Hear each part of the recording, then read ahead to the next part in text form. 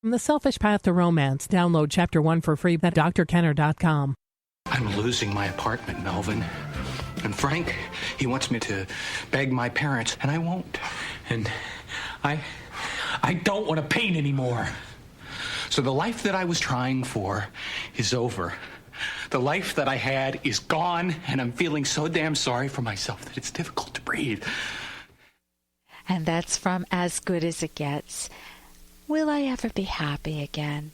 And will I find the love of my life? Some of us have much more than our share of misfortune, and this is what happened to one listener. She's a 27-year-old single mom, and she fell 6 stories out of a building several years ago, and that left her wheelchair-bound. And she says, I'm always sad, and I don't know how to be happy again, and you can kind of understand that.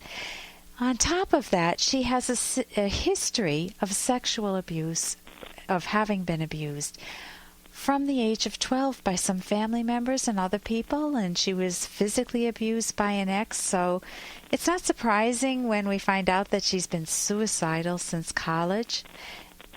Again, I said she's a single mom, so she's got a 2-year-old. And she said, all these things have happened to me, and I don't know why. So you can just feel her shrugging her shoulders and just putting her hands up in the air and wondering, will I ever be happy again, and will I find the love of my life? I'll answer her question later in the show. And if you ever felt the following way, this is how one listener feels. Hi, doctor, I have a problem. I'm unable to control my mind. I set the goals and targets, but I don't reach them because I'm lazy. And I tell myself, well, I'll do them later on, but I never follow through. It's shattering my life. Now, what advice do you think would help him? I'm Dr. Ellen Kenner. I'm a clinical psychologist, and my show's The Rational Basis of Happiness. And my number's toll-free, 1-877-DRKENNER. That's toll-free, 1-877-Dr. And even though it's not therapy, it's an opportunity to maybe see things from a different perspective to help you make your life happier. All I wanna do is have some fun. Again, my number is toll-free, 1-877-Dr. Kenner. And right now we're turning to the phones and talking with Cody. Cody, welcome to the show. Hi, how's it going? Oh, very good. We got the snap, crackle, and pop going on here. Yeah, that's bad. Sorry about that. Yeah. Are you on a cell phone? I am. I have full service, so I don't know what the problem is. Okay. Well, ask me your question. My question. I just wanted to know, I have a lot of pent-up frustrations going on right now. I was wondering if you'd give me a couple steps, physical and or mental, to just release these frustrations. Okay. If you could get, especially since we've got the snap, crackle, and pop, if you could get right to the core, what if you had to pick out the top 3 frustrations you're facing, what would they be? Struggling in a relationship right now with my girlfriend. We had an argument today. I had my grandfather pass away not too long ago, about a week, and I don't know what I want to do with my life. I'm out of high school, about to go into college. I just don't know what I'm doing, Okay, so these are the 4, let me give you the 4 main areas of life, of values, of things that make anyone's life rich. And then we'll talk about how yours fit into that. The things that make your life rich are, number 1, your own personal identity. What do you love? What do you want to do with your future? And that means career. And if you're how old now? I'm 19. You're 19 years old. I don't think I found my career until my mid-20s or so.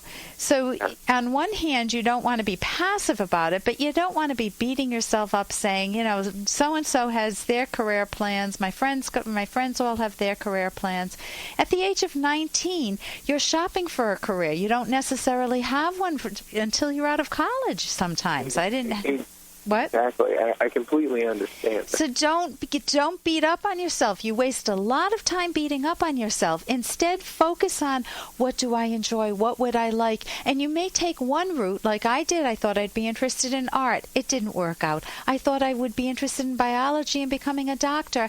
That wasn't for me. I tried multiple routes. You're testing the waters. So don't beat up on yourself, but definitely keep that question top of mind. What would I enjoy doing? How would I enjoy spending the rest of my life? So that's the career issue. This popcorn cooking again. The second area is I'm going to pot you down. And the second area, can you hear me still? No, I can hear you fine. Okay. The second area is romance. You're trying to find a romantic partner for yourself.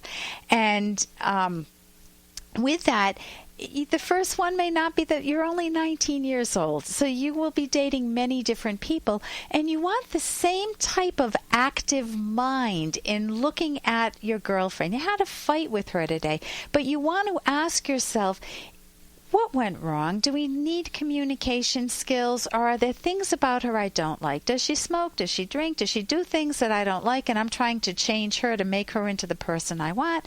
That won't work. In a nutshell, what went on in your relationship? In a nutshell, we just had a little, tussle today. I'm dealing with my father passing away last week. We were supposed to have, this weekend with two of us. I was going to take her out and all this, and she just kind of friends, right?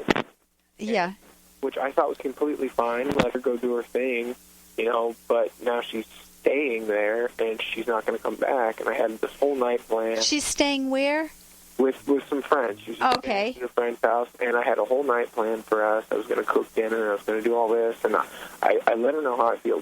Communication is not our issue, and I don't want to change her. She's perfect in every aspect for me and where I'm at in my life right now.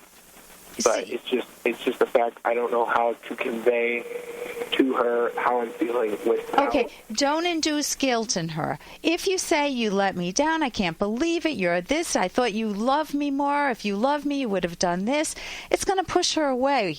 But if you say to her, I was so looking forward to getting together, and I feel so down in the dumps because my granddad passed away, and you want to provide a solution.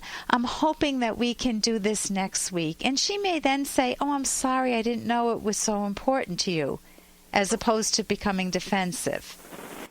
So you share your feelings rather than try to induce guilt in the other person. You don't try to do that because they smell it a mile away and they don't like you for it, even if they want to have empathy for you.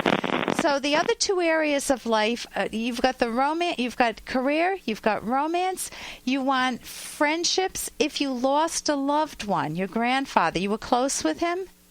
Yeah, very close. He raised me. Oh, okay. So it's like losing your dad. You need to go through the grief process. Don't try to bury it. If you can get some help, some good therapy, that would be great. The fourth area are hobbies or interests. So you want to have some leisure activities, just in contrast to schoolwork. Listen, I wish we had more time. Call back sometime and let me know how things are going. I'm gonna call back tomorrow and talk to you again. Okay, thanks so much. You have a wonderful night. Thank you. I'm Dr. Ellen Kenner on the Rational Basis of Happiness. Here's an excerpt from The Selfish Path to Romance by Dr. Ellen Kenner.